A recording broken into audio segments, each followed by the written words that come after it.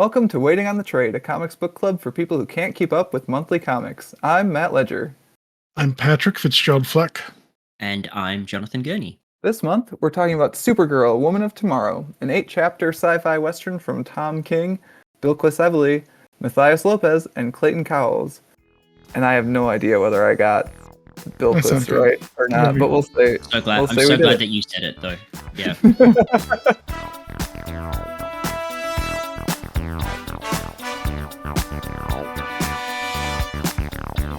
Now, in case you need a refresher, Supergirl Woman of Tomorrow pairs Kara Zor-El up with Ruth Marie Knoll as the two attempt to bring Crumb of the Yellow Hills, the man who killed Ruth's father, to justice. Along the way, they encounter tragedy, grief, and hardships both large and small, all of which informs their decision of what to do with Crumb when they catch up with him. But before we get into that, we've got to catch up with you, Jono. It's been a little bit. It's Sunday morning in Australia, correct? Yeah, it's a beautiful Sunday morning. We're coming sort of midway through autumn now, so it's getting, we've got cooler mornings. But it is currently, I think we've forecast for about a 27-degree day today, which would be really lovely. Blue skies. Wait.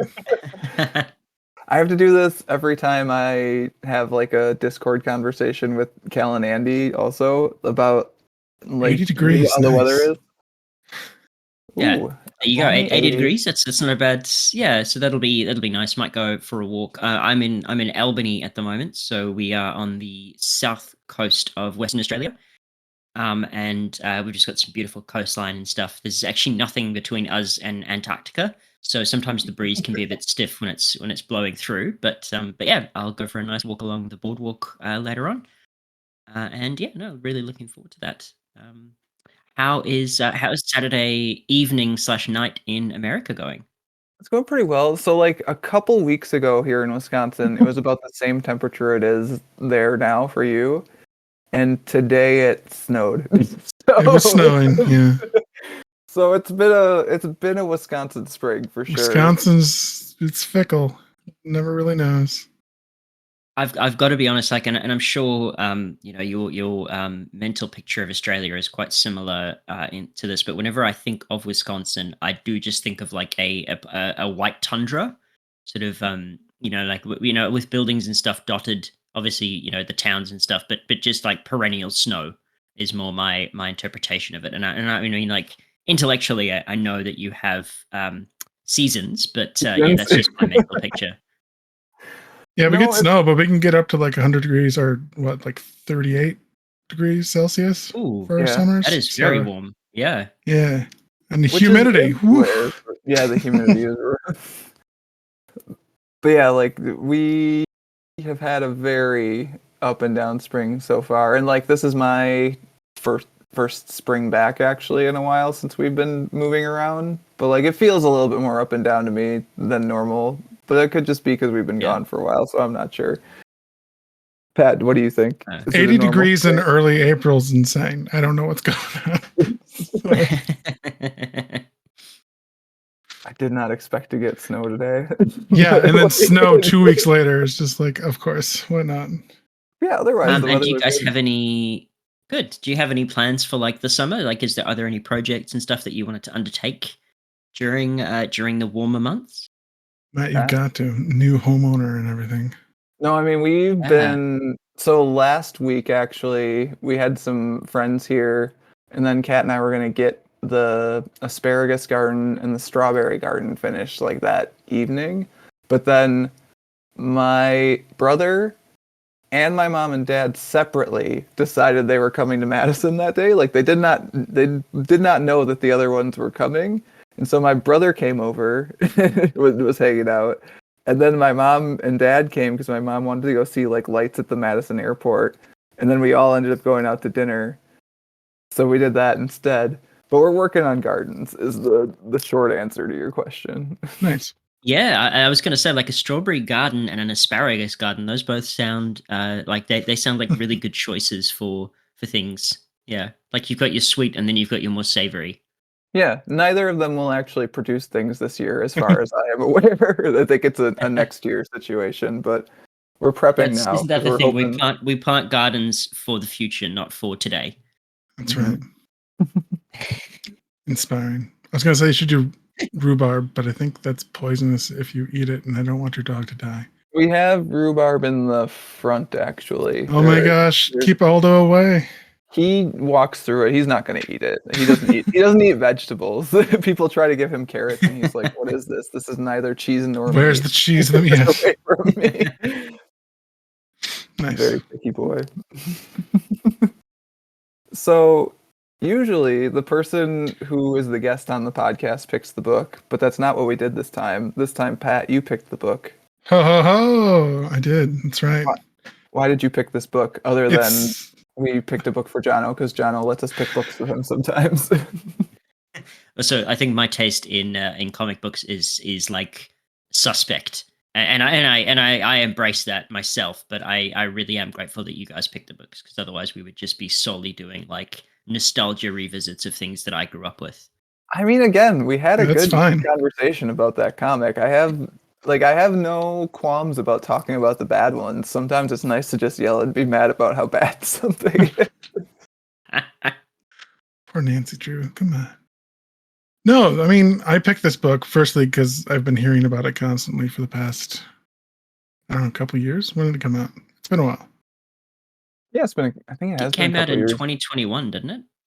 Yes. It wrapped up around the same time as a Nightwing issue that would have been about a year and a half ago, I think. So yeah, somewhere around there.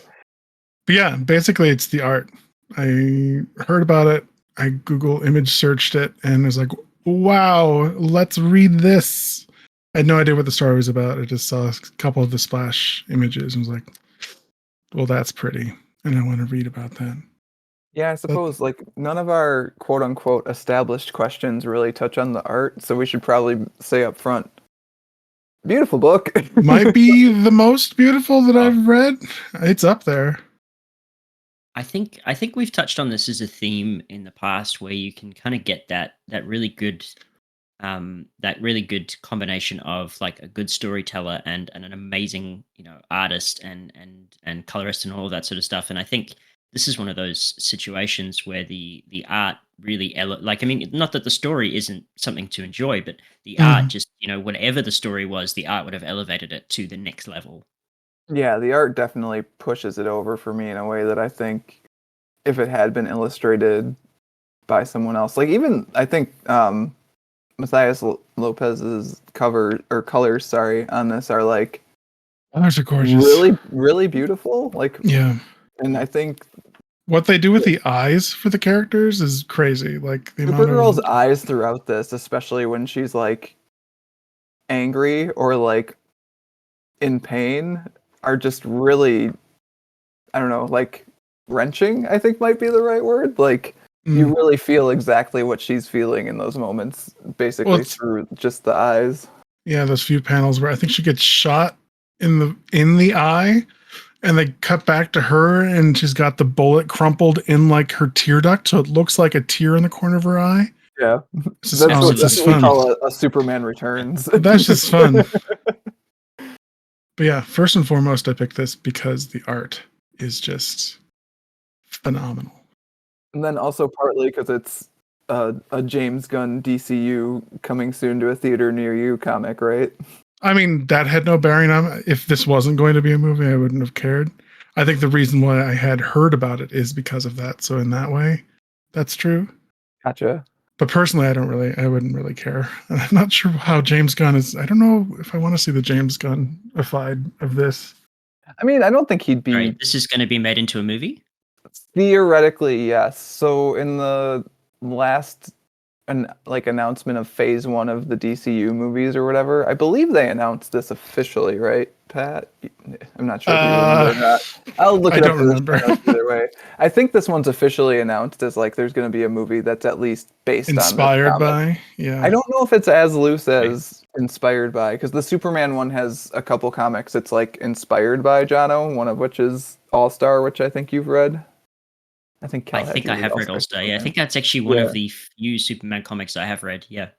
Okay. Yeah, so like the Superman one's like loosely inspired by that, but I think the Supergirl one James Gunn was saying is like a direct adaptation. It'll be, okay. I think it's this. So I also don't know how I feel about that. Of like, because I guess this kind of gets into your question, maybe Pat. But like, I don't know how I feel about this being like the first big budget Supergirl movie since like whatever one came out in the Oh, 70s. really? Okay. Personally, I think it's great, but again, I I mean, don't. We'll get into it with it's a my good question. story. It's like as somebody who's only like just finding out that this potentially will be a movie. Like I think I had planned to sort of say I think that this was really my introduction to Supergirl in many ways. Like I guess I've been aware of the character as you do in these sorts of things, like you pop culture and things like that. And I don't know if I'm misremembering now because I used to watch Smallville when it was on Sure. TV when I was living in Zimbabwe, and I mean that would have been like I would have been growing up, as a teenager. I would have been quite young then when it was coming out, and I Yeah, vaguely remember Supergirl being in that. I Potentially, I think don't she know if I've is completely in misremembered. late. No, she definitely is in it because I remember it being a big, like a quote unquote big deal when she showed up. Was she But in a like, coma in the story and she wakes up? Tell me. Come on.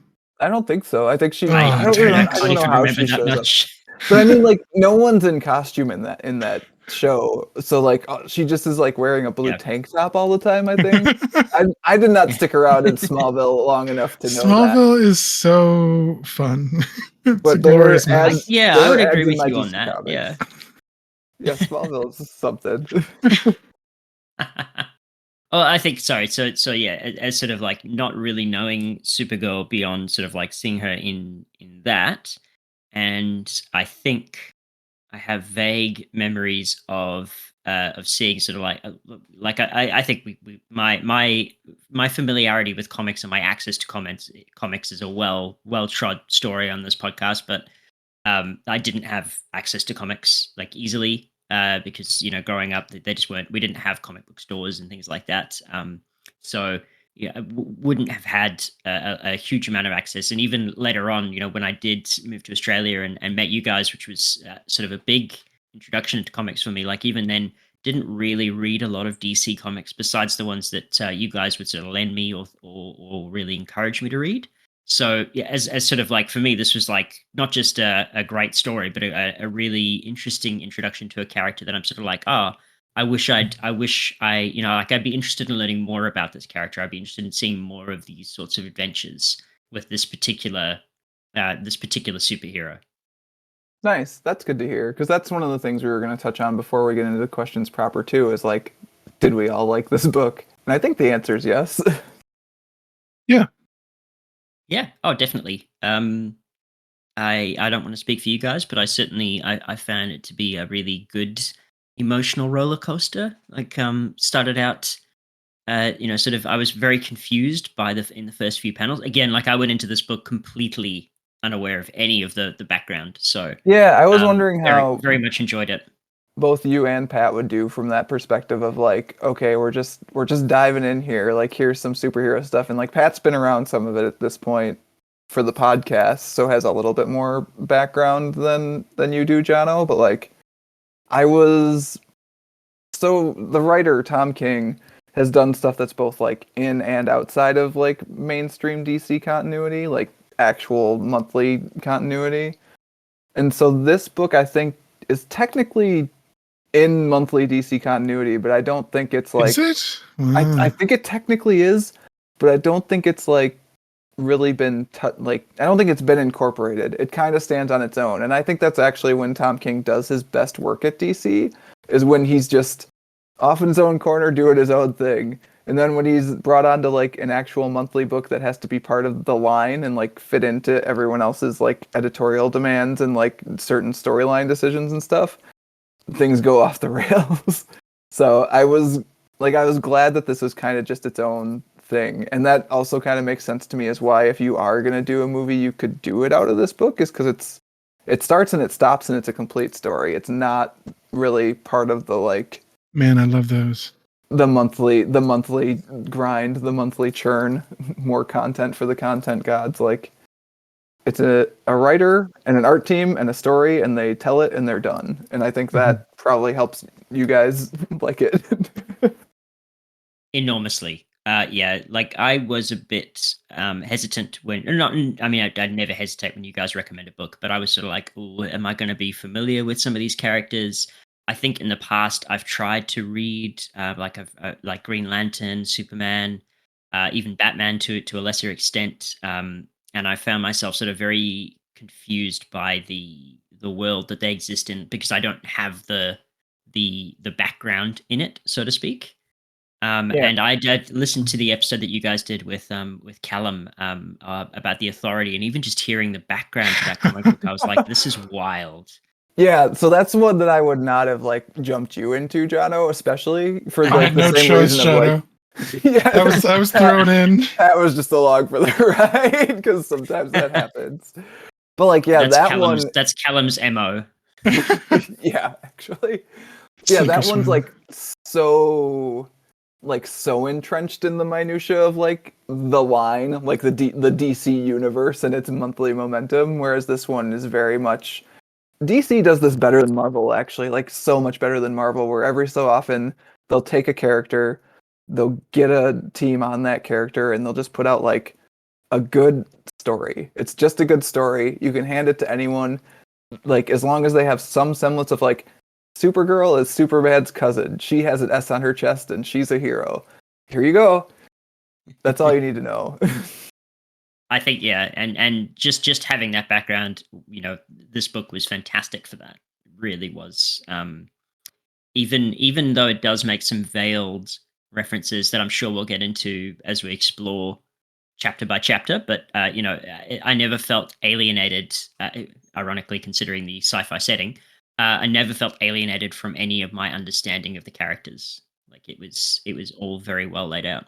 So I think one thing it does really smartly, and then I saw some reviewers take issue with because it's like all of us mentioned we had read some other reviews and criticism of the comic before we started recording, and one of the things I saw was that it's not a Supergirl story because most of it's told from Ruth's perspective, and it's kind of more about her journey than Supergirl's, which I take issue with that part anyways. But like, Yeah. I think a lot of good superhero stories actually aren't from the superhero's perspective. They're from someone else in the world looking at them. And Yeah. so you can just like ride along with them within this universe. Like Ruth's learning a lot about Supergirl for the first time, so you, Jono, can learn a lot about Supergirl for the first time, right? Like it's a really smart way to get a reader into the story. Yeah. And I think it allows for introspection on the character that isn't that sort of brooding, sitting in a bar, slugging back shots of whiskey, complaining about the wounds that you've got from your lifetime, holding a lifetime of regret. It's much more, the observations of a single person on this character. And I'm sure we will get into this looking at some of the discussion questions that we've got. Some of that is obviously necessarily shaded by the person that whose eyes we're looking through. That is sort of it's all influenced by their understanding of the character as well. I feel like we've talked around all three questions to a point where I'm not sure which one's the right one to dive in with first. So I think given that, we'll just take the guest's question first. Jono, do you want to say your question? We'll get this thing rolling for real. Yeah. So this question, I guess, does sort of like tie into the immediate story beat of Ruth's, chasing of the man who killed her father. But then, as we sort of learn throughout the story, there is more grief at play. So my question is, how do Ruth and Supergirl's experiences with grief shape their characters and their actions throughout the story? I think just thinking about the two instances of trauma that both of these women have gone through, I think Ruth is much more personal. I don't want to compare. I don't know if People's personal is the right word, but I think I know what you're going for. It's Ruth has a direct cause. Like she can track it to its her source, father right? was murdered. Yeah, whereas Whereas blew Kara, up. hey Matt, hey, you get your time. I'm sorry. But yes, spoiler alert: Krypton blows up. But But then we get to see more detail in it, and I sort of knew the background of Supergirl, that it wasn't just she obviously didn't get sent away on the rocket at the same time that Cal did. There was a reason for it, and in this, I really enjoyed that they went back and explained why that is, or what events led to that happening. And wow, did it suck. Yeah. Because So she got to watch her world die 3 times. Is that basically what Yeah, happened to her? She got to listen to the cries of the dying. Yeah. So it's not one person's tragedy, it's countless people's tragedy, like the scope of trauma. yeah, it's an entire world / culture's tragedy. Like, just, you can't even, it boggles the mind. You can't even try to comprehend that kind of grief. Is it too big and you're too small? Yeah, exactly. Yes. So, just because I think it'll have bearing on your question later, Pat, I'm going to pop in quick to play DC historian, which is my role in the discussion. Boo, boo, hiss, boo. So, I think everything in that Supergirl origin chapter, which is chapter 6, if I'm looking at my story summary that I wrote out correctly. Sounds right. Oh, I did it. Everything in that chapter is like canonically true, just expanded upon in such a way as to make it hit harder.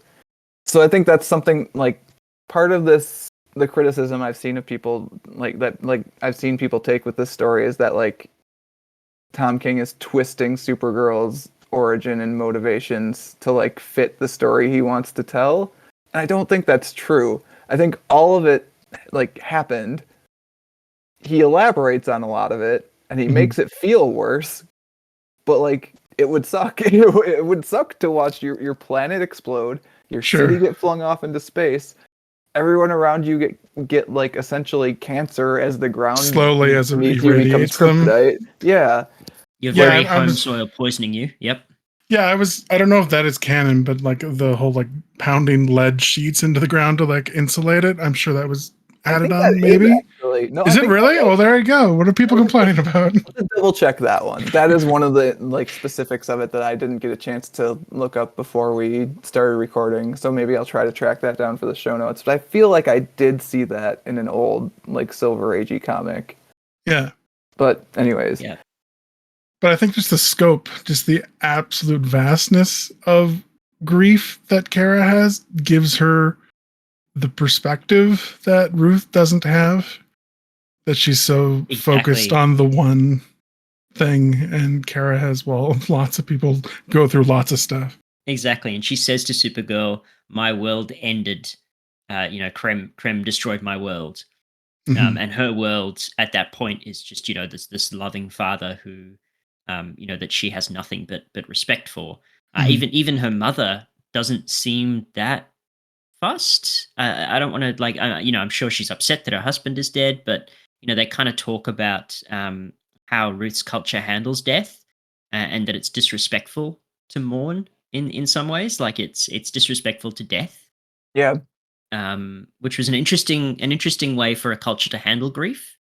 But Ruth obviously does not subscribe to that necessarily, because she then sets out to kill the man because of the action that he undertook. Yeah, and I was thinking about that, like that set of panels you were talking about earlier today, Jono, where Ruth says basically my world ended to a woman whose world actually ended. And I think that series of panels is really strong, especially in retrospect, like on a second read, because I think Supergirl is at the point where she'd both be willing to acknowledge that yes, this is true for you, but also you don't know what you're saying. You don't even know what you're talking about. I think what really hit me is I think it's after that. I don't remember exactly where it comes up, but I think Ruth asks her. I think Kara once again is saying revenge isn't the path you should be following, and then Ruth says, "Well, did you ever try to get revenge for what happened to your people?" And I got the feeling that Kara was just like what? There isn't someone. I don't really know what the lore behind Krypton blowing up. I think it's just greedy scientists doing greedy science things. So, can I play DC historian for you? Meanwhile, yes, go ahead. Back in the Hall of Justice, yeah. In all, like, in all good takes, it is just Krypton explodes. Like, and there are people that maybe could have stopped it in the same way that we could stop our own planet from overheating and dying and whatever, and like they just didn't because they didn't listen to Jor-El or whoever, whatever. Recently, No. you find out there is a guy who made Krypton explode, but I think we've Boo. all kind of just swept that under the rug at this point to just pretend it's not true anymore because it doesn't really need it makes it worse. Like it makes the story worse because like there doesn't need to be someone for Superman or Supergirl to like take revenge on. It's Well, that's what I actually got. The fact that Kara doesn't have, there isn't a there's no pure one to go do source that to like point a yeah. finger to. It's just like, well, a horrible thing happened to my planet that I have no means of preventing, and yeah, just like the huge difference between them is really illustrated in that one comment. Absolutely. And like Ruth is motivated by her grief to seek revenge, whereas Supergirl seems motivated by her grief to help. You know, you see a lot of like there's some beautiful panels of her engaging in just community service, really, in various places that have been hit by. I don't know how much spoilers we want to go into, but like Oh, we do it later all, on. Jono. Yeah, no Anyone who's worries. listening Okay, to the fantastic. podcast has hopefully read the story, and if they haven't, they showed it was good. It was good. Yeah, definitely read it.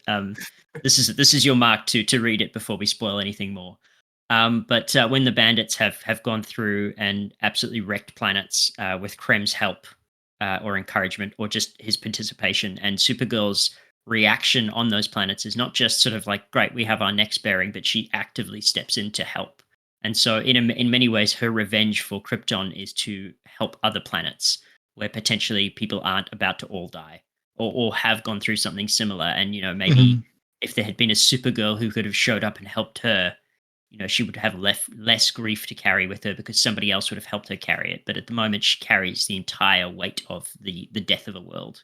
Right? It's a thing where she just wants to make people not have to feel like the terrible loss and weight and grief that she feels, so she steps in to help however she can.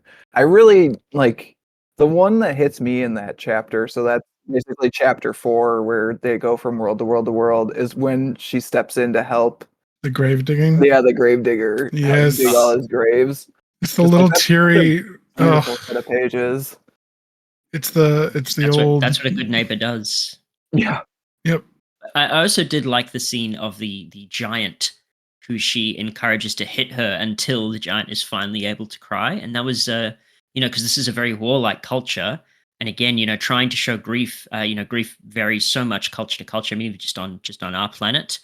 So, how aliens would be able to process the concept of grief and Supergirl trying to help them just be able to break that wall so that you can feel it, just to be able to start the process. I thought that was a very beautiful scene. Mhm.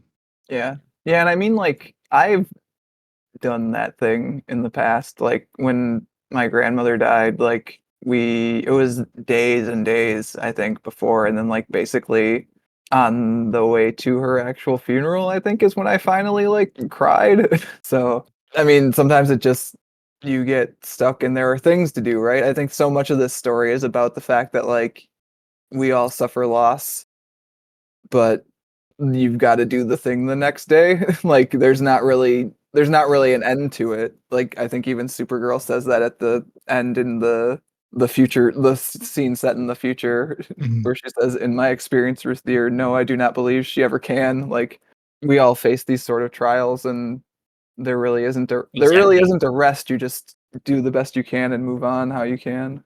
Yeah, and there's no correct way to process grief, but repressing it is definitely wrong. Like you have to allow yourself to experience it. Certainly, and that seems to be the experience that she gives people is it's almost like drawing poison from the wound, and so and part of that is potentially why she agrees to help Ruth is because she can see that this person is grieving, and this grief will not stop until she has processed it. I mean, we find out that that's like the only reason she decided to help Ruth, right? Like, I didn't want to jump ahead onto other people's discussion questions, but yeah, and I think that is what solidifies this as a truly excellent superhero story because This is literally the story of somebody with the power to end worlds with one fist, taking the time to help a little girl on an unknown planet process the grief of the murder of her father. And I think if a superhero can't do that, then are they really a superhero?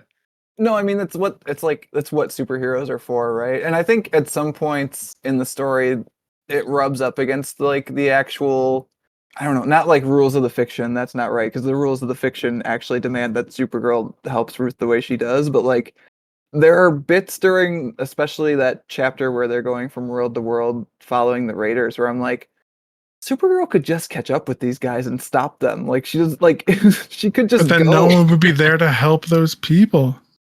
I Who mean, would that's have true. helped the There is that gravedigger too. dig all those graves and find her Also, there would be daughter's less graves bones? to dig, potentially, Yeah. we could argue.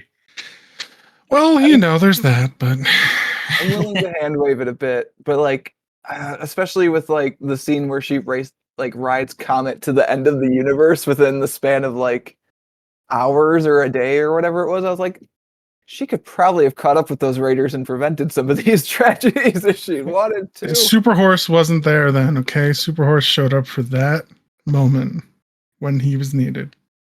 I do have some logistical and background questions about the horse. Super Horse About the horse? I will turns into a beautiful man I will and then make the dies. What's argument. confusing about that? I will make the argument in terms of why she didn't fly ahead and stop them is potentially because, like, in an infinite galaxy, they're really following the wake of destruction so that they can track these guys. Sure. And stopping to help the gravedigger makes sense in the sense of, again, you can't leave a neighbor who needs help. Yeah, I mean that also simply, took 3 minutes or whatever, yeah. right? Like that didn't really Yeah. slow her down. So No, exactly. So I felt it was more that they were in pursuit rather than that they knew where the end goal for the Raiders were. But yeah, arguably Supergirl probably did have other tools at her disposal. I'm operating from an assumption of like Supergirl could easily figure out how to track them down, but I think part of it is a little bit built into the story during like the bus ride bit where that takes them like weeks or a month or months or however long that takes to actually get to a world with a yellow sun. Yeah. So maybe that's how they get so far ahead. I think it's hand waveable easily. It didn't take me out of the story, but like I think that's the biggest criticism I had with the story was like, okay, all of chapter 4 is just them going from Raider world to Raider world to Raider world, and eventually like it breaks Supergirl to the point where she goes into a sun to scream because otherwise she'll break a planet. I was like, we could catch up with them if she wanted to. She could stop the next one. I mean, it also, to get back to Jono's question, gives Ruth the perspective that she didn't have with her grief to see all the devastation. Yeah, that Krem and the people that he's with have been. It's not just you, basically. Yeah. Yeah, there are other. Sure. Yeah. You're not alone, I think is a very crucial message, because it did feel like her mother was not going to give her that. Her mother very much was like, I do not have time to grieve my husband's loss because I have a life to live, etc. The world keeps spinning. And I think she just needed somebody to be like, hey, other people experience this. This is how they experience it. You're not wrong to feel like your world has ended, but you also can't let that be the end of your world. Yeah, and I think Supergirl's also showing her in those scenes, especially like there are other things for you to do than get revenge. Like there are other people out there that you can help move through this same feeling that you're feeling. Like you're not like it's not over. There's more things to your life than this. Precisely. You can pick up the sword and chase the raiders, or you can pick up the shovel and you can help the gravedigger. Yeah. Or both, as the story takes us. Yeah. So do we want to do a brief aside into Comet the Superverse quick before we move on? No, I think it's self-explanatory. I just had a lot of confusion about that. Jono, you're not the only one. I'm so glad. That is a real character. Beautiful man turned into beautiful horse, who then turns back into beautiful man and dies. So you would think Comet the Superhorse like, is the same. He did die. I believe he did, yes. Again, whether this is quote unquote in continuity, I think remains to be seen. I think it's one of those stories where, like, if enough people like it, DC continuity will absorb it at some point. Supergirl's never going to swear this much regularly in like quote unquote real DC comics. That's just not going to happen. But like, Yeah, you would think Comet the Super Horse is just a horse, and the way Krypto's just a dog from Krypton, and obviously he gets superpowers because he's from Krypton. No, Comet the Super Horse is I think actually a centaur who's cursed to be a Shut horse up. and a man. What? Because one of the reviews I was reading was taking issue with the fact that he didn't revert to a centaur after he died. I mean, there's one panel where he looks like a centaur, but I thought he was like mid turning back into a human. From what I remember, and I am actually not the world's foremost expert on Comet the Super Horse, so we'll probably drop something in the show notes on this one. But from what I remember, he was a dude that was cursed to become a horse, and the horse had superpowers, and the man was in love with Supergirl, so now the horse is Supergirl's horse, which is there's a lot to unpack there about can one own a horse that's a human that you're in love with, that's in love with you? I don't know. Ask any horse girl. I'm sure they'll say it's fine. It's natural. It's fine. Yeah, that's true. That at least that appeals to a demographic. Yeah. Yeah. Tumblr's all over this one, John. I was about to Google it, and then I thought I don't need that. Is it furry if it's a horse? I don't know. That's the kind of thing that I just... Hairy? I don't know. I mean, it's a horse who's a man, though. Yeah. Yeah. It's borderline. It's borderline. It's questionable. All right. But sorry, Krypto... we haven't even touched on Krypto, because that was another question for me. So he actually was on Krypton, the dog? Yep.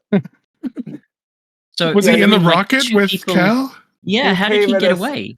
So again, that's another there are variable stories. And was there a dog rocket and a baby rocket? I believe there was a dog rocket. Oh my god! Yes, I believe there was a dog rocket. How? Which Kryptonian spent the time and resources to save the dog? Oh my god! The show notes are going to be so dense for this one. Imagine you've just had your newborn baby, and then you see somebody putting their puppy into the rocket that could save your child. It's the people who call their dogs their fur babies. I don't. It's too much. It's too much. Well, I think that I would draw the line at that, especially when your planet is being destroyed and you choose to save your puppy. Yeah, that is. Yeah. Hang on, guys. Now So does that mean Golden Labradors originated on Krypton? Oh my gosh! No, or is that like a? Because I guess that's as fair. Parallel evolution is the term I'm reading here on Wikipedia, John, to bullshit its way out of that one. Oh look! I mean, there is an alien race that looks very yeah. So I will tell you guys what I've got here for the original Krypto origin. There have been multiple. At one point, Krypto got sent into the Phantom Zone and then got retrieved from the Phantom Zone, I know, in New 52 continuity. But original Krypto origin is that, just as we used to send dogs into space to test rockets, Jor-El sent Krypto in a prototype rocket before sending Clark to Earth. So, I mean, the history of us testing rockets with dogs is very dark. So yes. Yeah, we'll hand wave that one. But yeah, Krypto, an actual dog. Comet, a man who has been cursed to be a horse. I see. Okay, that at least look. I don't have to know the full history again, because this book does a great job of not getting bogged down by those details. But yeah, it was a curious reveal, I think. Yeah, I think the Comet stuff is definitely the closest this book comes to being like, what? What am I supposed to know? Excuse me, what? Sounds like it was Tom King's attempt to just sort of remove Comet from the canon. So this is dumb. I'm just and it's like, honestly, for as much as Tom King is like, I'm going to take these beloved children's characters and put them through the PTSD ringer. It's this whole deal, Jado. It's literally all he does with these superhero characters. It's he's like, okay, Bruce Wayne becoming Batman is actually him trying to commit suicide every night, but he can't do it himself. So instead he dresses. Yeah, we know about that. But that's Tom King's whole DC Comics shtick is that. But he also really unironically loves a lot of that old Silver Age stuff. The Kryptonite sun planet, real thing. Did happen. I like that. I really liked that. I thought that was a cool. Yeah. Yeah. Okay. Comet the Super Horse, less a fan of, to be completely honest. But the Kryptonite sun planet was very cool. The Kryptonite sun planet was very good. Cal only lasts for 45 minutes, and he complained about it being the worst thing that's ever happened to him. That was so funny. I did love that moment. The last line of dialogue in that one where she's like, So good. 45 minutes? What a little shit. It's just Like the Mordru sphere, has that appeared in other? The Mordru sphere, has that appeared in other? Magic ball. That I don't know. Mordru is a Magic ball. person, Okay. but I don't know about the magic ball. Okay. I wouldn't be surprised if yes, knowing that like Tom King does actually just like to pull these things in. So I can respect that. Yeah. A little back and forth about, wow, so many people really hate Cal. And then her line, yeah, you can be judgy. I kind of get why people. kind of get it, yeah. I really like was a that great portrayal moment, of them yeah. actually. Like even in my quote unquote headcanon, like they don't always get along because they didn't arrive on Earth at the same time. Like Supergirl came, she was already like a teenager. She's again, as we see in this, like gone through a lot of terrible experiences that Cal, who has also gone through a terrible like experience, did not have to go through. Like yeah, it's not a personal loss. It's it's just like a Yeah. hey, this happened, not like a hey, I experienced this happening sort of thing.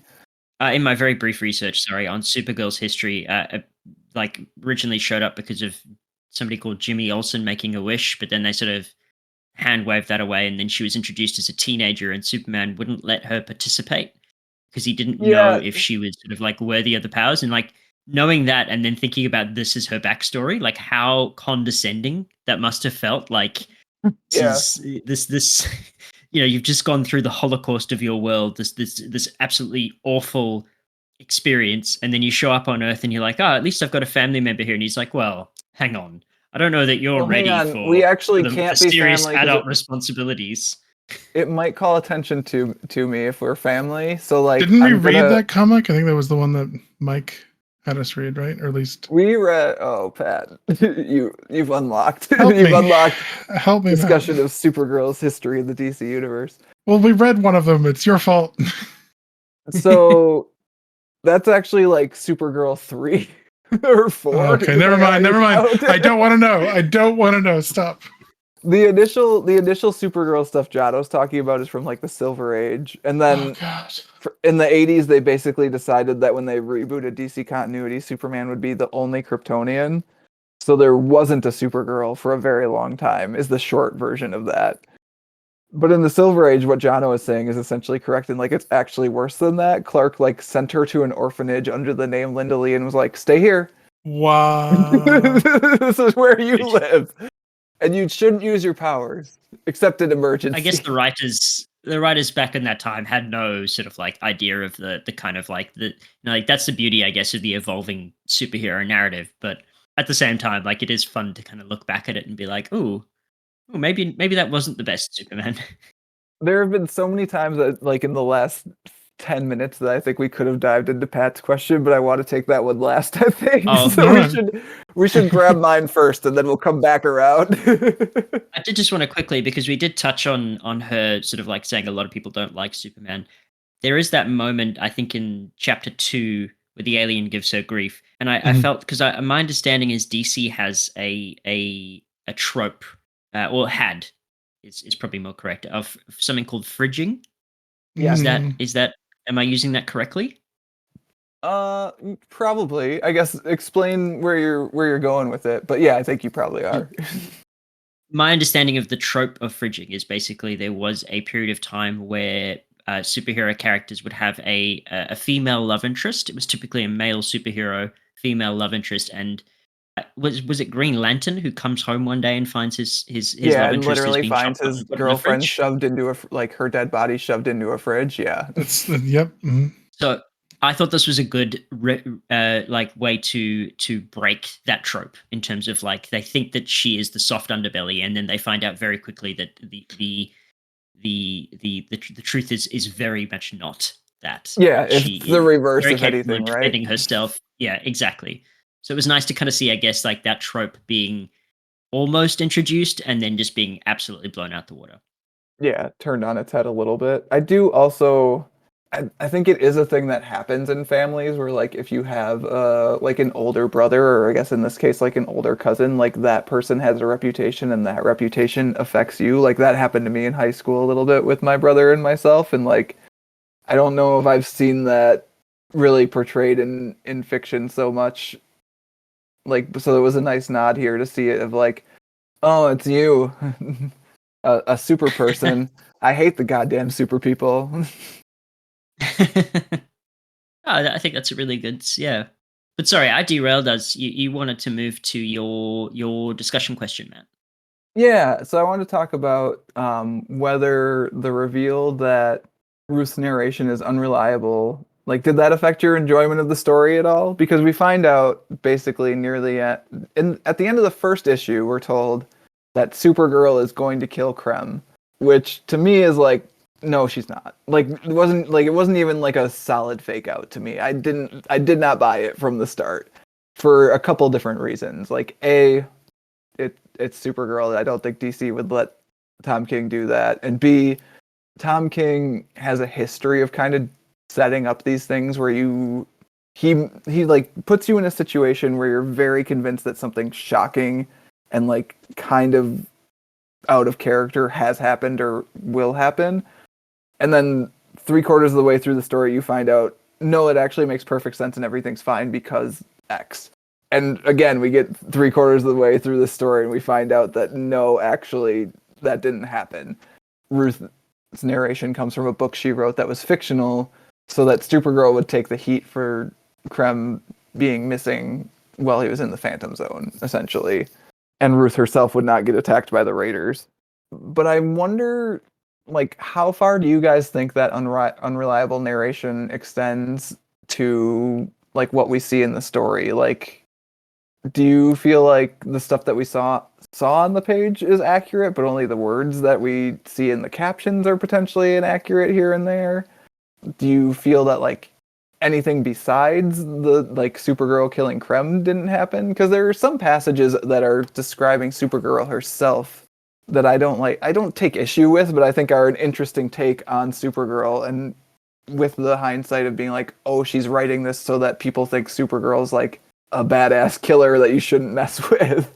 Like, some of it could be written with that in mind. So I guess I was just wondering, like, do you guys, like, did the reveal at the end affect your enjoyment of the story or how you read it? Especially because I think most of us at least read it 2 or 3 times. So in retrospect, did it affect your reading?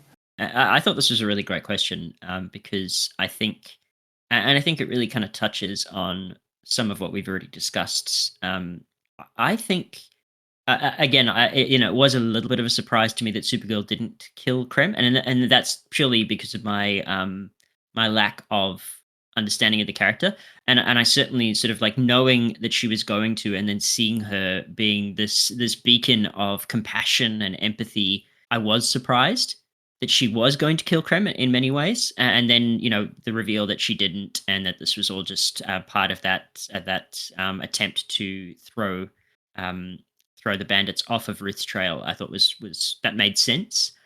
It didn't sacrifice enjoyment of the story at all. I think it if anything, like, it makes a lot of sense to have an unreliable narrator for this kind of one-off story, because everything that we're seeing is necessarily colored by Ruth's understanding of the world, by Ruth's understanding of Supergirl, and that is all similarly colored by the experiences that we see her going through. And that also gives them, DC, I guess, a convenient out if, like, oh no, Comet didn't actually die, Ruth just didn't understand what was happening.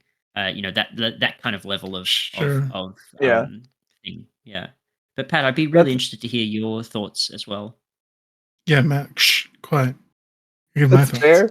I was just gonna say, this is part of why I wanted to take my question before Pat's, is specifically what Jono mentioned about the unreliable narration giving DC an out for basically anything in this story having not happened.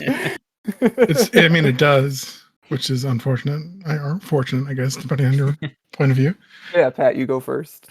I mean, it really had no bearing for me. I mean, when I tried to think about it, I mean, a fictional story is set in a fictional universe.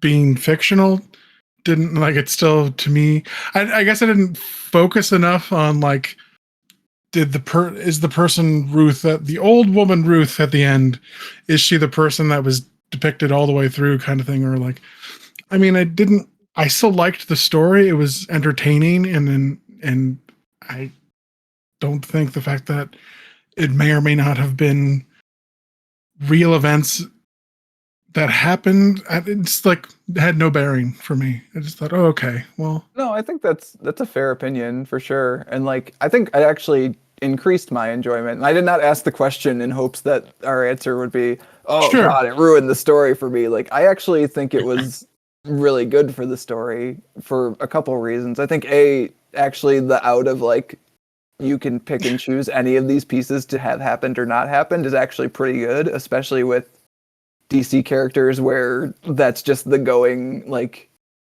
status quo all the time is like you have to pick and choose what actually happened because it contradicts itself every other Sunday essentially. It did make certain parts more palatable for me in terms of like the Mordru sphere. Um, when Supergirl outraces the second Mordru sphere that with Comet's help and things like Mhm. that. That was a bit of a confusing one, particularly when they get to wherever they get to, and she just sort of pops it like a bubble. Um, I, if we had been viewing it, I guess, from the outside as like an objective observer, I would have wanted to know why that worked. But Yeah, like because we're more of an just sort of explanation of hearing it what from Ruth actually happened. precisely, and whereas because we're viewing it through Ruth's eyes, the why is less important to her than the result that Supergirl has now been able to come back and help. Like that to me was far more satisfying than if we'd watched that as from the outside, we would have had to know, oh well, this is the Mordru sphere. It can do this, it can do that, and the only reason that this is working is because it can't get to this point, and now she's at this place that is the end of the universe, and magic can't operate here for these reasons, these rules. Because then the world would have to be consistent with the rules that are established. Whereas because we're viewing it, I guess, through You would have to know the rules too, right? Like, and that's exactly, like not what we're yeah, trying to do in this story. We talked about how this story is actually really accessible in a good way because you don't have to know everything. And I think again, like you were saying, Jono, the fact that we don't need to run up against the rules of like, well, where did she go when she flew outside the universe? Like, it doesn't matter. Just read the story. It's fine. even the revelation of Comet sacrificing himself, and then Supergirl. That's almost like and it's not a throwaway moment because it does matter. But just where she says, "Oh, he was a horse that was cursed to be a man, but he preferred people not to know," or something along those lines. Again, we don't need more than that because from the narration perspective, if that's all Ruth is telling us, maybe more did happen there. Maybe there was a whole scene where Comet was fine, but she didn't need to include that because it wasn't the story that she was telling us. Yeah. Mm. But yeah, and I guess it like the quote unquote unreliability of it to me, I think also speaks to how well any person can know another person too. Because like I think even if we hadn't been told that Supergirl didn't kill Krem, there's so much of like supposing about what Supergirl's about and what she's feeling and how like why she's doing what she's doing in this that like I I didn't always agree with, I guess, as a person who knows a little bit more about the character. But like it's all from Ruth's perspective, right? So like John was saying, like we're only getting like what Ruth is seeing and like the result of Ruth's conversations with Supergirl or Ruth's like watching Supergirl in action. So I think directly commenting on that fact at the end of like, yeah, the story is this girl's story. And she's telling you what she's seeing of Supergirl, but like we don't know whether that's actually what Supergirl did or said or thought. Like that's just what we get. I think directly like confronting that fact is kind of cool for the readers to see.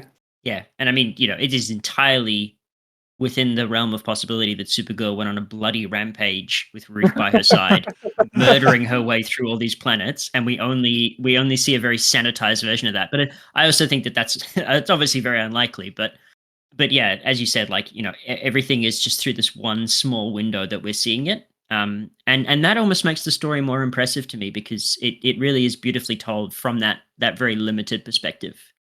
Yeah, I actually really enjoy not getting in Supergirl's head for most of this. And like so many superhero comics, especially these days, are written from like a standpoint where the story's happening and all the like the narration boxes you get are from the main character's perspective. And like they're usually even color coded, Jono, to the point where like they're like let's say is Nightwing, it's like a blue narration box and it's got Nightwing's logo in it at the start, so you're like, that's Nightwing and he's thinking right now. Like, it's kind of cool to be set apart from the quote unquote main character of the story in a way that you sort of have to guess at why she's doing what she's doing for so much of the story. If you could pick another superhero to have not this exact journey, but to have a similar experience of, and this question applies to both of you, please. Which superhero would you like to see through this lens? Kind of let you go first. Why? Because yours is Batman? So boring. Come on. No, it actually isn't, because thinking about this, like, there's so many. Part of the reason that I take issue with the criticism of this isn't a Supergirl story because it's not from her perspective is because there's so many good Batman stories that are exactly like this, where they're about someone else and Batman just happens to be there to either help them or whatever. Like, usually it's help them. Like, usually it's he finds a way to actually get them out of whatever situation they're in, or like they turn their life around, something like that. But like there are so many good ones that I don't think I'd want another Batman one if I got to pick one. Doesn't need to be a DCU superhero as well. If that helps to widen it up. Do you have one, man? I'm thinking, actually. I mean, there are good Spider-Man ones too. I'm just thinking of ones there already are at this point. I was gonna say, I'm pretty sure Spider-Man. I'm pretty sure because that's one superhero at least that I have a bit more familiarity with, which I think Brian Michael Bendis probably almost certainly would have explored a similar kind of approach. Yeah, and I think even mainline Spider-Man stuff too. Like, there's a issue from Chip Zdarsky's run, which is the last issue of his run, where you see Spider-Man just like helping a kid with math, essentially, as part of it. Like, Yes. That's pretty good. That's a good one. Pat, you should have an answer, because otherwise I have to just sit here thinking forever. I'm just trying to think through all the X-Men and who I'd like to get an outsider's view of them. I think like Magneto, like a day in the life of Magneto, like from an outside perspective. From an outside perspective, yeah, that would probably be something. Is it his accountant having to go through like the books for his secret mutant colony?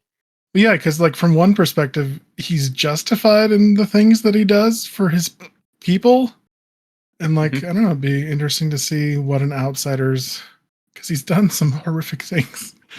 But absolutely, yes. He himself can justify it. I don't know. Just imagine like you're nobody is the villain in their own story. That's right. Like you're a reporter or a biographer or something, and you're like given the assignment of like the life and times of Magneto. Or like or Victor Von Doom, like a Doom perspective. Oh, now that is actually a really good point. Is like giving a villain this sort of treatment.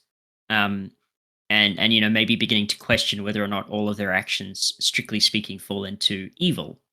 What if they do? Like, what if Magneto took the time to help somebody pursue somebody across the galaxy to extract vengeance? But the big reveal at the end is that he doesn't help them murder or do anything like that. Yeah, that's what I think. Yeah, I think a villain perspective could be fun. Yeah, it would be interesting for sure. But I've completely derailed the discussion at this point.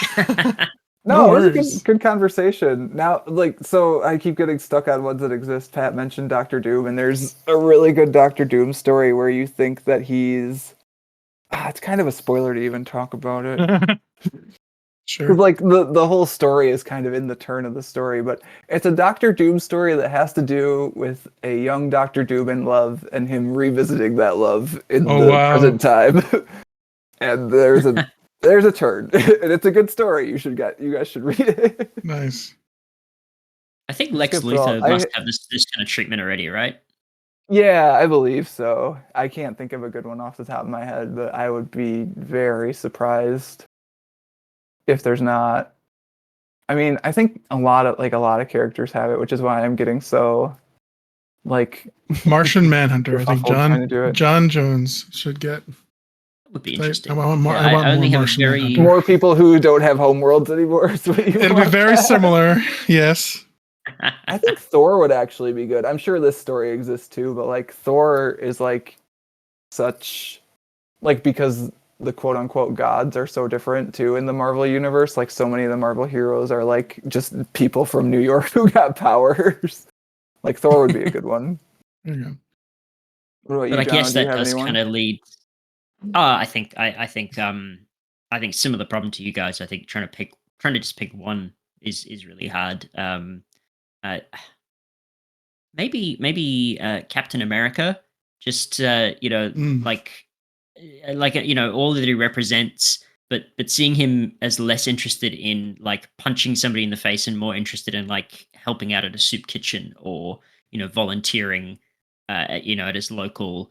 In Australia, they're called op shops. I don't know what the equivalent is in America, but like the local charity shop where the money goes Sure. back into the Oh community, yeah, sort of yeah. thing. And just seeing them on a day off, like when when there isn't some world-ending crisis, how does a person like that, when they're not at the gym for probably 20 hours of the day, what do they do with their time off? Like how do they revitalize their interest in humanity so that they feel motivated to To protect actually keep doing their job. Yeah. Yeah. Yeah, for exactly. sure.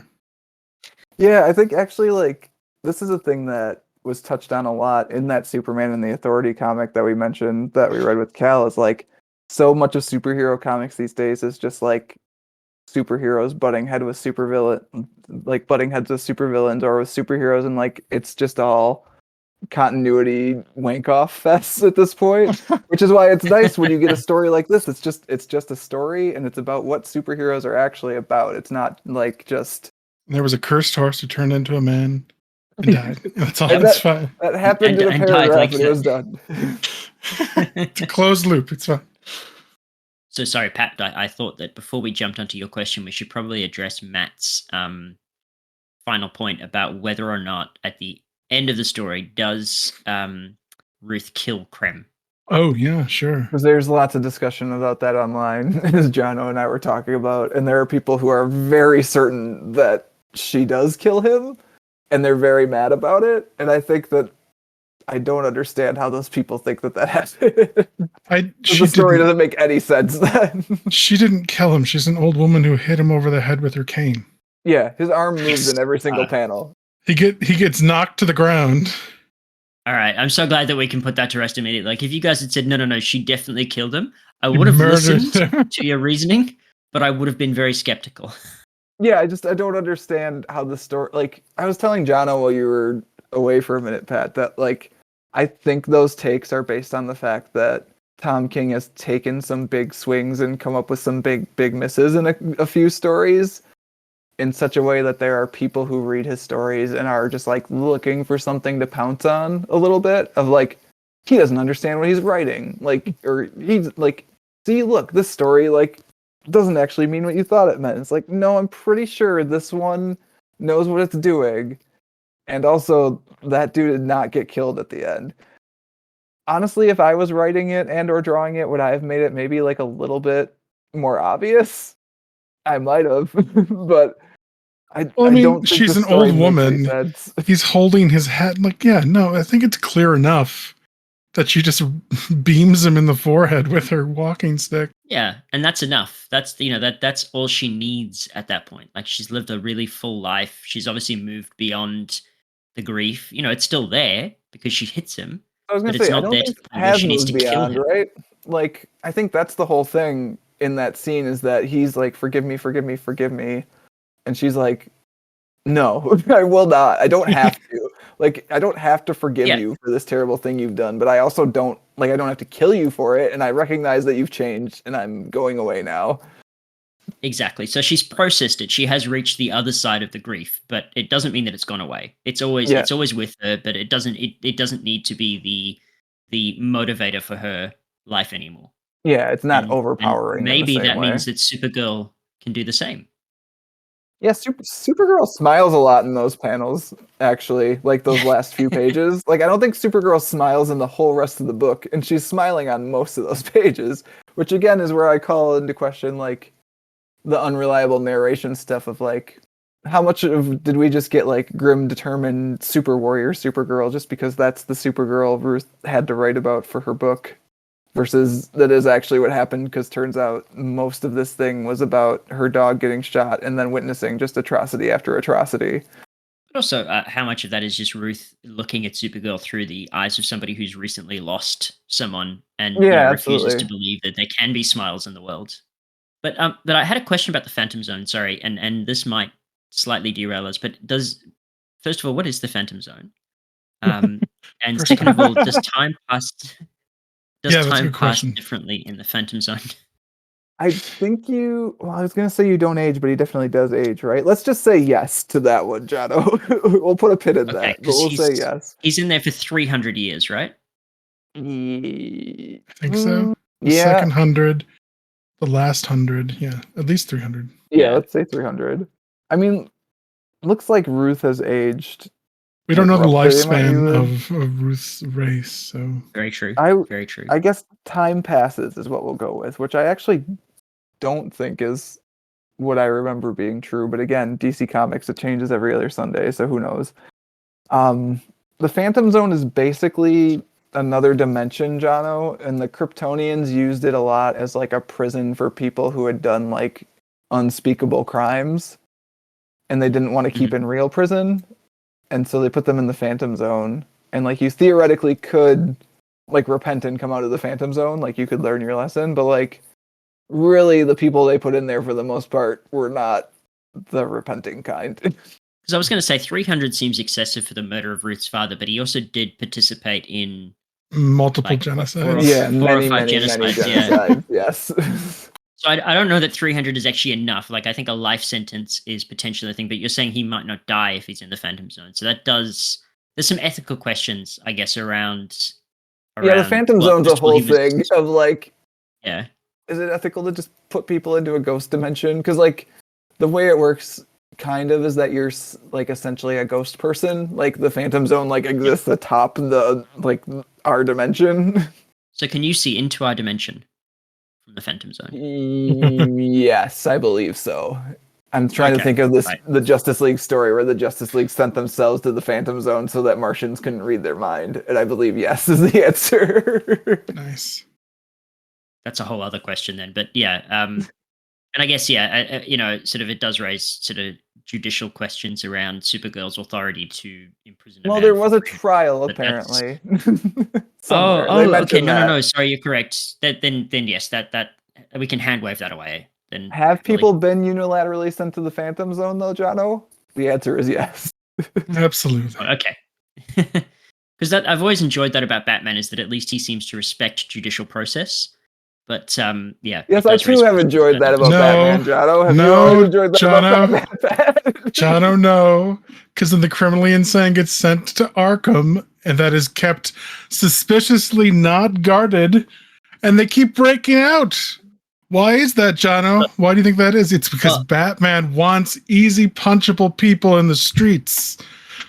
I choose to believe it's because he and this is my thing with Spider-Man as well, is that he believes in rehabilitation rather than permanent imprisonment, which I respect. I think Oh, good, that's Jono. I'm glad you So have he the keeps correct opinion. So he keeps the security lax? That doesn't make any sense, To be fair, Jono. he is not responsible for Arkham. Yes. But Oh, why is he Jono. not, The Jono? elected representatives and A oh look, billionaire. as Bruce Wayne, he absolutely Yes. should be.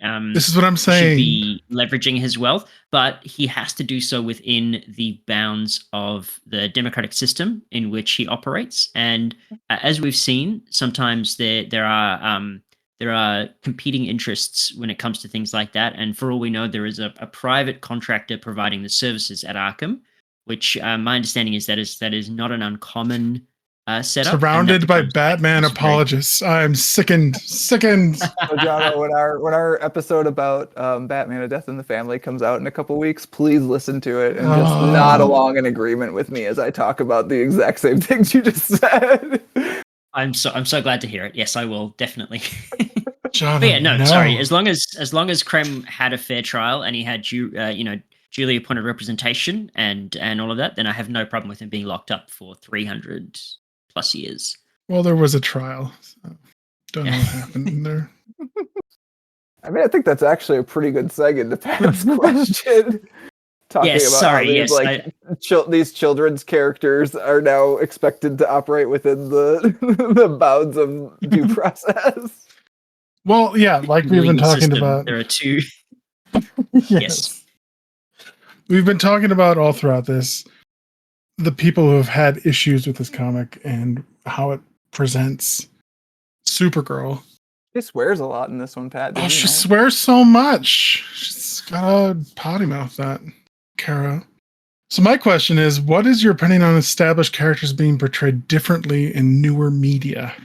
And yeah, this particular instance, I have no horse in the Supergirl race.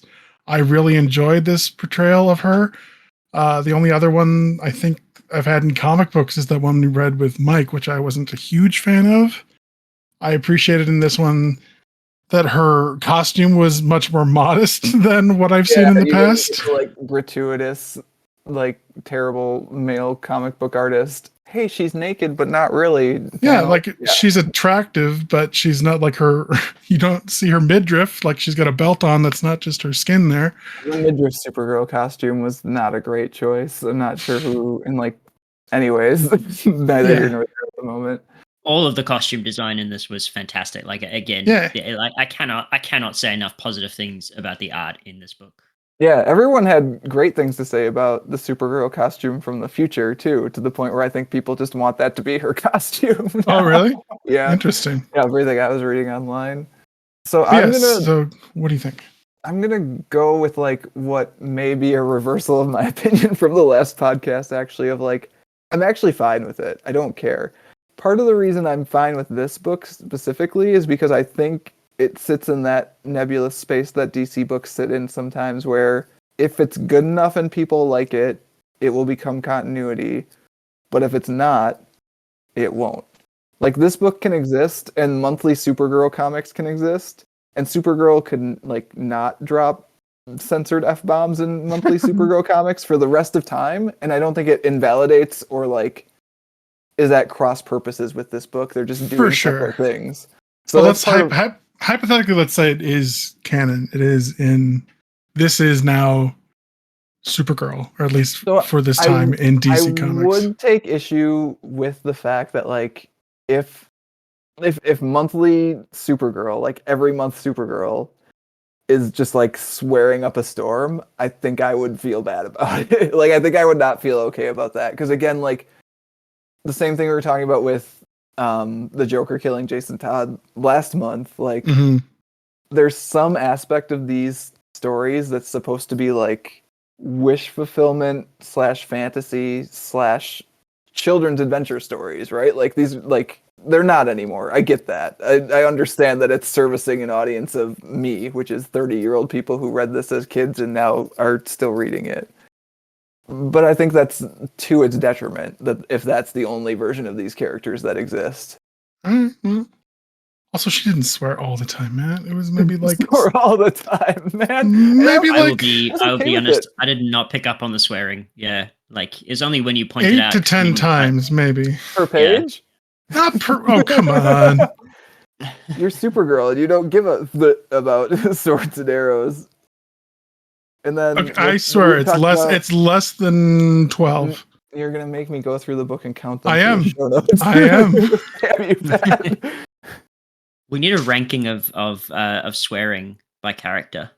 And honestly, the shit that Kara's been through, she deserves to drop an F-bomb every once in a while. One does not seem sufficient for the death of a world. Yeah. This is fair. And like I said, like I enjoy this take on the character. I enjoy this book. I think if this was the only Supergirl there was, I would have a problem with it. Okay. But that's not how DC characters especially work, thankfully. Like I really enjoy the fact that there are so many Batmen, to bring it back around to that, I guess. But like, I was just today watching clips from the Adam West and Burt Ward Batman show for another blog post I was writing up. Was it the Reddit thing with Robin being pulled up by his teeth by a batarang?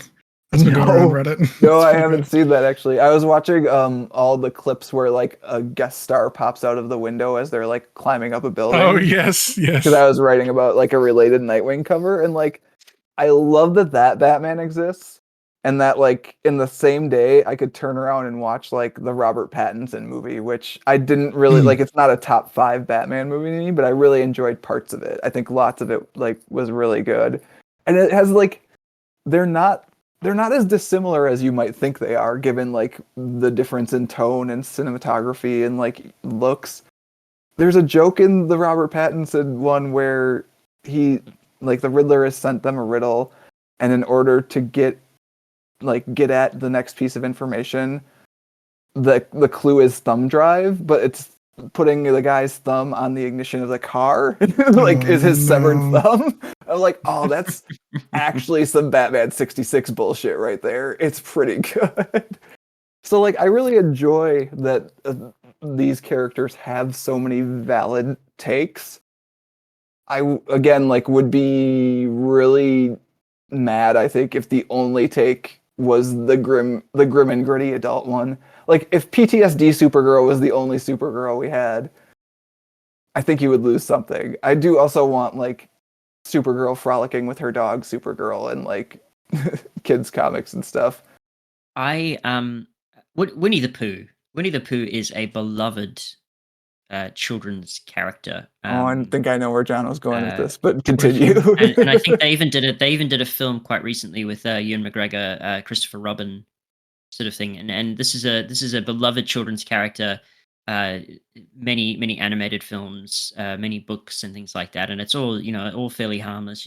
Winnie the Pooh getting stuck because he's eaten too much honey, that sort of thing. And recently the character went out of copyright, and I think immediately Public they made domain? a film. Yeah.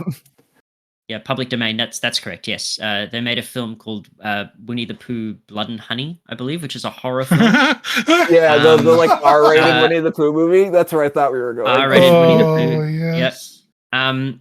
So I think I'm not okay with that, and I'm not yucking anybody's yum.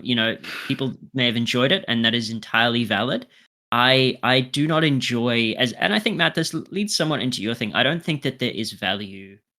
Personally, again, this is all my own opinion, but I don't see a huge amount of value in just a gritty reboot of an established character purely for shock value. Like, I don't see that as being an interesting exploration for myself.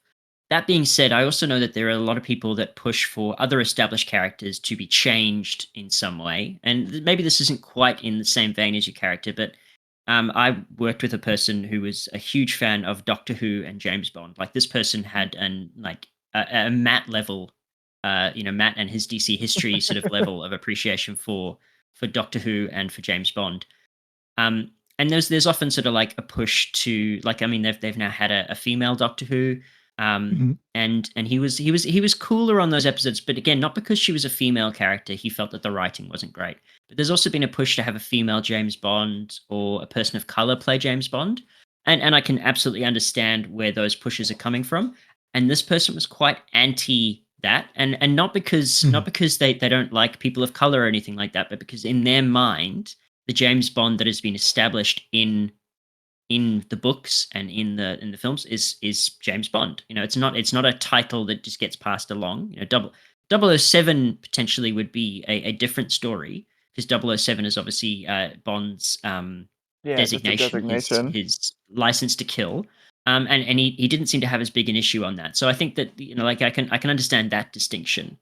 Specifically with Supergirl, this is the only version of Supergirl that I really know, so I'm fine with it. But I can understand, Matt, as well, where you're coming from, that just having grimy PTSD Supergirl potentially isn't a great intro for people who maybe they have their own PTSD that they're coping with, and they don't necessarily want to read a book that just mirrors their life.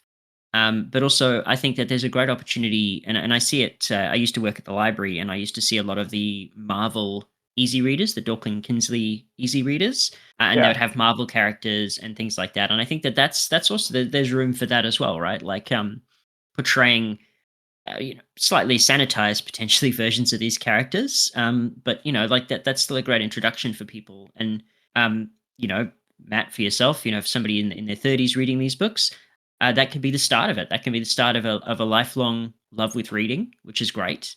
Mhm. So yeah, I don't really know where I'm going with that. I guess I don't like it when it's done just for shock value, but I think that there's always room to explore established characters in new media. I know a lot of people compared this the Supergirl story to True Grit, but I haven't It's actually very seen True True Grit. Grit. Yeah. Mhm. So Yeah, there were so many, like, I read something, it's like, oh, it gets rid of, oh, it's on the back of it. It's like, it doesn't have any of the sci-fi tropes. And I was like, yeah, because it's a Western. It's a Western. Yeah. Like, it is 100% a Western, yeah. But it does do a great job with the sci-fi aspect because it is very very almost Silver Age sci-fi, I would say, with a oh, lot of the yeah, absolutely. designs, a lot of the art. Yeah. But sorry, yeah. But so my opinion is probably I really love established characters being portrayed differently in newer media. But I do not love it when it is Winnie the Pooh in an R-rated horror film because I that's it. That mean, feels like exploitative. you could argue at that point it's not. I mean, you've twisted the character to the point where it's unrecognizable at that point, right? That's obviously not Absolutely. Winnie the Absolutely. Pooh.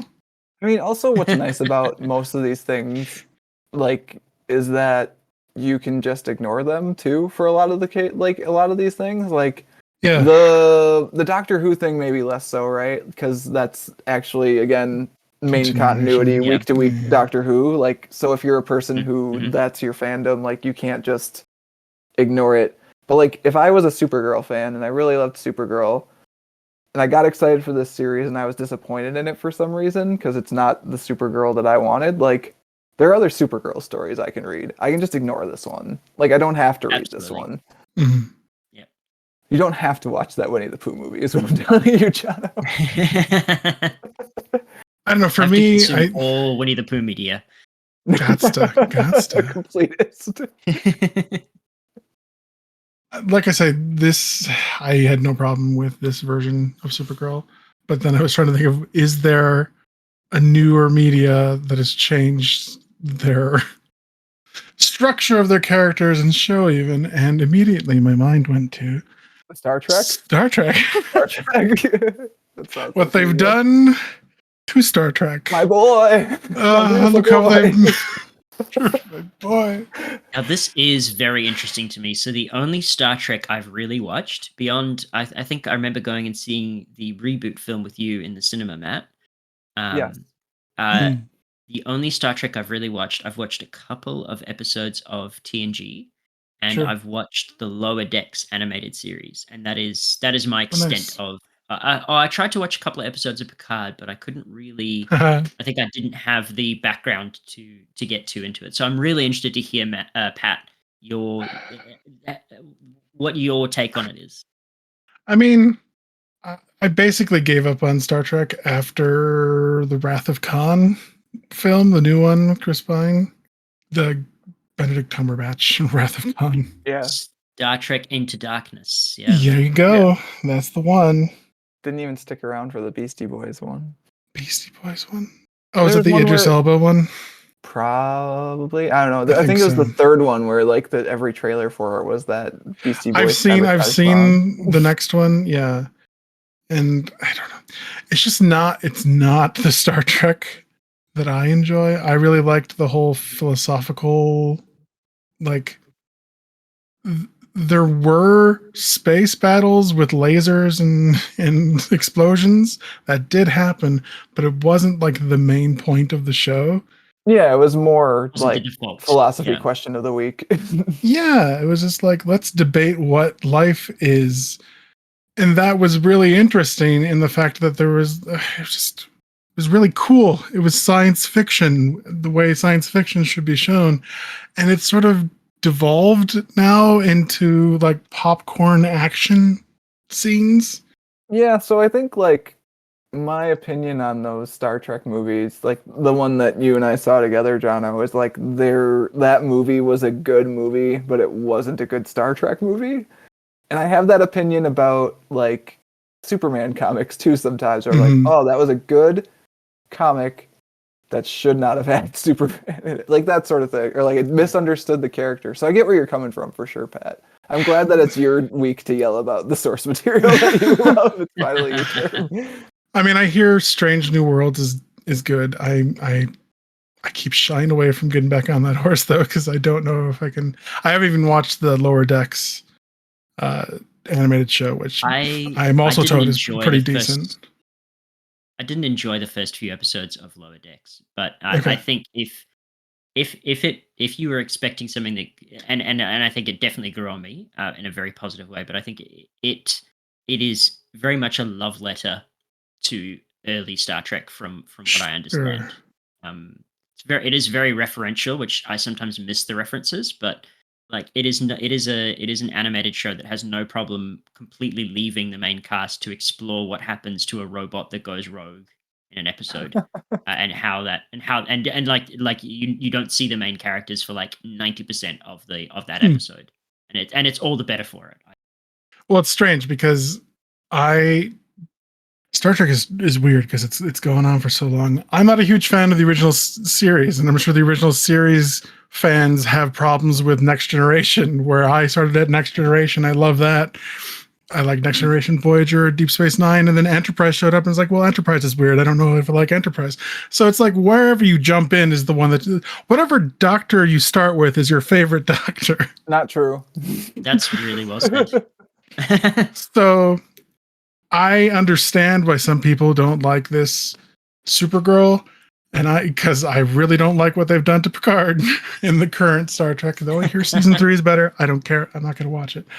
So my counter argument to that train of thought though is that like if the characters aren't like you don't have to like it, but if the characters aren't allowed to push in new directions and evolve, like Supergirl would always be a girl who's stuck in an orphanage with a brunette wig while Superman's doing the real Ugh. stuff. Like I don't like that's the nothing. direction that Star Trek is going, but I do feel like it has to evolve, right? Like the television watching public or streaming that's not even on TV anymore needs to like you need to keep up with them, and maybe a philosophical debate about whether or not an android is alive or not for 40 minutes doesn't tickle everyone's fancies, which I think it should because it's I amazing. mean, But they definitely are like we're like trying on a new set of clothes with some of the other, like the Discovery stuff from what I've heard of like instead of being episode to episode, they decided to take the Deep Space HBO Nine. / Doctor Who thing of like, Yeah. hey, a season is going to be a story.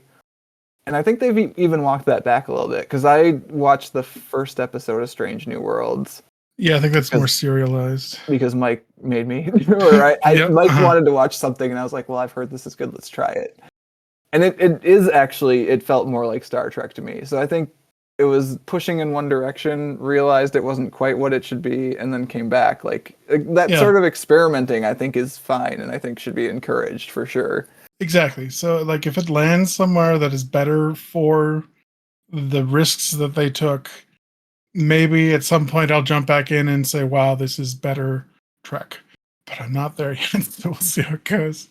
But I think your point about you have to allow these things to evolve, I think is very pertinent because I think stagnation is the alternative, right? If we just Yeah, and I this is mean, exactly what we've been saying, like if you just get the same thing over and over again, it's going to keep the diehards really pleased, but you're never going to get new people in. yeah, it's either evolve or end, right? Like those are kind of the two choices. So And it is uncomfortable. Like I remember when they were introducing Miles Morales as the new Spider-Man, so to speak. Like there was a lot of people that were very against that. They did not like the idea, um, for various reasons. Like it can't be Spider-Man anymore if it's like a different person under the suit, right? Like it's not like I believe is it Green Lantern that they've had a few different Green Lanterns. roughly 25, yes. Okay. It is, yeah. But like Batman is always Bruce Wayne. At least that is true, right? Batman is always Bruce Wayne. No, the No. majority of the time. Okay. All right. Okay, so bad example, but Superman is always Kal-El. Oh, John, oh no. Oh, no. Thing, What? right? I mean, comics Alright. do this all the time, and like the Miles Morales one is really interesting, actually, in that like it wasn't even main universe Spider-Man at the time; it It was was Ultimate Comic Spider-Man. Spider-Man, yeah. But people But still got really some might mad. say the better version of Spider-Man. You said it, John, not me. But yeah, so sorry to bring it back to your point. Yeah, that is like that kind of evolution obviously is needed. And we did kind of touch on representation. Representation is not necessarily the same as evolving a character, because we shouldn't just be changing a particular characteristic about a character and then going, there you go, now you have representation. Like new characters Sure. should be created to, because I think they say that about LGBTQIA plus representation in media, is sometimes they'll just sort of like, they'll go back and say like, oh, but this person is bisexual actually, so you do have Yeah, representation. which Like, comics are yeah. super guilty of that, and sometimes it's Yeah. because there's been Dumbledore effect. Oh, yeah, there's that. Yeah, But, like, yes, yes. No T representation in that particular franchise or particular. Oh, God, let's not even. Nope. Yeah, that's. What is your opinion on established characters continuing to be portrayed in media despite the fact that they just should not be? Stop. I don't know. I think Idris Elba would make a good James Bond. I'm just saying. I'm just gonna throw that out there. He's 100%. old now. I He's too old. 100% agree. I'm just saying, like 10 years ago. Yeah, Not even. no, that I agree for sure. That I'm in. I mean, James Bond is not that dude's real name. Also, like, let's be clear, right? Like, There is that other, exactly the argument you can make. In the books, it's never like a white man gets off the plane and walks up to the thing. His name is James Bond. The books never ever say that about him. Like, okay, yes. I don't know. I'm pretty sure he's a white Male man is who's certainly made at least into an one. Asian man in one of the books I have, Shadow. That's probably pretty problematic in and of itself. Yeah, you probably should never share that book with anyone. I didn't write it. It's a real James Bond book. But yeah, so I guess established characters being portrayed differently in new media is fantastic. It is an evolution. It allows for some really interesting story explorations and themes. However, it shouldn't just be done. Let's not aim for the worst version of those characters. I think Matt Sure. was your point as well, right? Like, And I think quality is above everything. Like if the writing is good, and like obviously with this, if the illustration and coloring or the acting and sets and costume design, like if it is quality and is different than just churning out something to try to meet the lowest common denominator. Star Trek Picard season 1 and 2. And I think you guys did. You guys recently did Archie versus Predator, or The Predator. Yeah. Mm-hmm. And that's a fantastic example, right? Like where the art style of Archie being used to tell essentially a horror story. That's great. That's a fantastic exploration. Am I right? Like that was a book that you guys enjoyed. Oh yeah, it was fun. Yeah, yeah, uh-huh. Yeah, it was a good book. And I think they've had Batman and Scooby Doo. That was a thing that happened. We did Batman and Ninja Turtles. So and there you go. Rad. Yeah. And the Supernatural TV series had a Scooby Doo crossover episode, and so things like that. I think I love that. I think that is a great use of that kind of IP and having fun with it. I think, Pat, to your point about quality, like having fun with it is really important as well. Yeah. I think that's actually when you've got just like a character that's going to stand the test of time in at least some way, is when you realize that they're flexible enough to move kind of back and forth in that way between like different storytelling approaches or like genres or like levels of seriousness. Like imagining it as a quadrant of like what stories are about and what they have in them. Like if your character is solid enough that they're the same character, but you can move them to different types of stories or like levels of like maturity, grittiness, whatever, to funny, humor, like lightness, like I think then you've got like a classic character on your hand, like the Supernatural brothers. I think that's valid. And I think that neatly sort of like ties into like this book is nothing but kind to Supergirl. Like as an outing, if Supergirl was a character that you had created and Tom King had borrowed her for the story, I don't think that you would have any reason, with the potential thing of like some people saying that he's rewritten her backstory. But I think that this book is nothing but a home run for Supergirl in terms of being a great outcome for her character, in terms of showing her as a beacon for all that is good in the galaxy, and for just generally being stronger than Superman when it comes to the Kryptonite planet. Yeah, we can say canonically she is stronger than Superman. Yeah, I'm in for that. I'll sign that one. There we go. I will say, and this can bring us around to recommendations, I think, that like we were talking earlier about Tom King at DC Comics has taken a lot of big swings, and some of them have been really big hits, and some of them have been like kind of wild misses. And I think some of that's not entirely his fault, but we won't get into that. But like, I think this is a hit. Like, I think this is a good swing, and it's a good story. And like, if you are a person who has been mixed on Tom King stories, this is one of the ones you should actually take the time to read because it's one of the good ones. And with that, I will jump to recommendations, I think, because my recommendation is one of the other Tom King hits, which is Mr. Miracle, which, again, because this is a lot of what Tom King writes about, is like about trauma and grief and dealing with some of like issues from your past surfacing in the present. But the guy is just blessed to work with great artists all the time.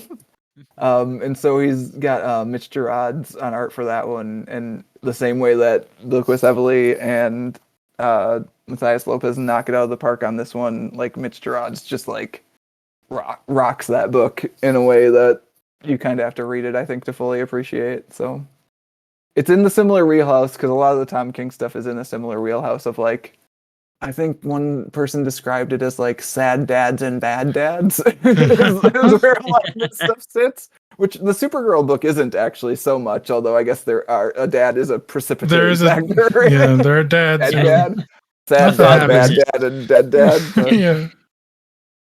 But yeah, Mr. Miracle, also a good read by Tom King. Nice. Mine, which I had to like scour for, I was desperately trying to find a recommendation for this, and it got me to pick up a comic that I've been meaning to read. It's called Far Sector, and it's one of the newer Green Lantern. It's like it's standalone, right? Or is it actually canonical? Yeah, it's a standalone. It is one of those stories again where like Joe Mullen, the Green Lantern in that story, proved really popular, so now she's at other things. Like DC's like, oh yeah, they like that. Let's bring that in. Yeah, it's really good. It's a woman lantern who's put in charge of keeping the peace in this like super mega city planet at the far, far flung edge of our galaxy. I don't know what it is, but it's way out there in the boonies. And she's out there by herself, and she's got this special Green Lantern ring that's unique. I'm not doing a good job of selling it, but it's really good. I really enjoyed the world building. It's got a murder mystery to it, which I thought was okay. It wasn't my favorite part, but the world building they do in this is really fun. So yeah, the murder mystery is mostly there in service of like the larger philosophical questions, and also again, we're talking about book after book after book that just like the art is amazing. The art is really good. Yeah, they do a very good job. So I would highly recommend Far Sector if you like this kind of thing. I think you would like Far Sector, Jono. Oh, it's like it sounds right up my alley. No, I was definitely. I haven't got any recommendations prepared, so I was sort of like combing my mind for something suitable. But Far Sector sounds really good, especially as I don't know that I've ever read a Green Lantern comic by itself. Yeah, and I think you actually don't really need very much knowledge of the Green Lantern. You could step into that one. Which sounds perfect. Yeah. In terms of my own recommendation for something similar to this, I think I will quickly just Google the correct name for this book. Yeah, that is Robert A. Heinlein, Citizen of the Galaxy. That is it's not this kind of story necessarily, but it is definitely that sort of sci-fi kind of world. Basically, this orphan is taken in by a beggar, and he's taught the ways of begging. And then stuff happens. I don't want to make any spoilers, but stuff happens, and he just kind of gradually goes through this sci-fi world until the very end, where he finds his place in the galaxy. And it's quite interesting. I think it's very similar sort of world building to some of the stuff that we see with Supergirl and Ruth. Don't read too much other stuff with Heinlein, because he was a fantastic sci-fi writer, but he did write some really strange stuff about his own predilections. No judgment, but like Citizen of the Galaxy is a nice, safe one. Put it that way. Cool. Other books that would probably be good about grief, I would say Day Tripper Day Trip is a really it's a fantastic graphic novel really that explores death, grieving, life, and it's very life affirming in many ways. Have you guys done an episode about Day Tripper? We haven't. I actually somehow misplaced or lost my copy of that, which I'm mad about because I'm pretty sure that's one that Cal sent to me.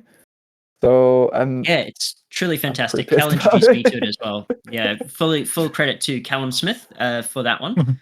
But no, that's a fantastic comic about life and death and the complexities of it. And I think it's one of the few comics that no matter how many times I read it, I will cry. Like probably about midway through, and in a really positive way. Like it's a very life affirming book.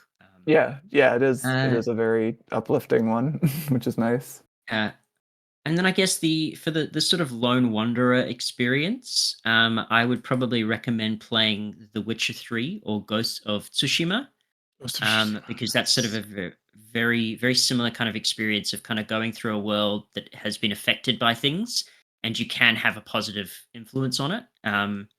Ghost of Tsushima is slightly trickier, but it's that very similar experience of things have happened, and you are an agent of change that can sort of navigate through those things. And so very similar to Supergirl's experience, I think, in terms of they're going through a galaxy that has gone through the brigands going through it, and like you're seeing it through that experience. Which that would be those would be my recommendations. Jono, I Nice. like that you were like, oh, I have to dig I don't for a have minute for anything. Oh, recommendations. no. I just have these 3 great recommendations across different forms of media. That's all. That's just this whole thing. One more would be if we're going to deal with Oh, PTSD. come would be, on.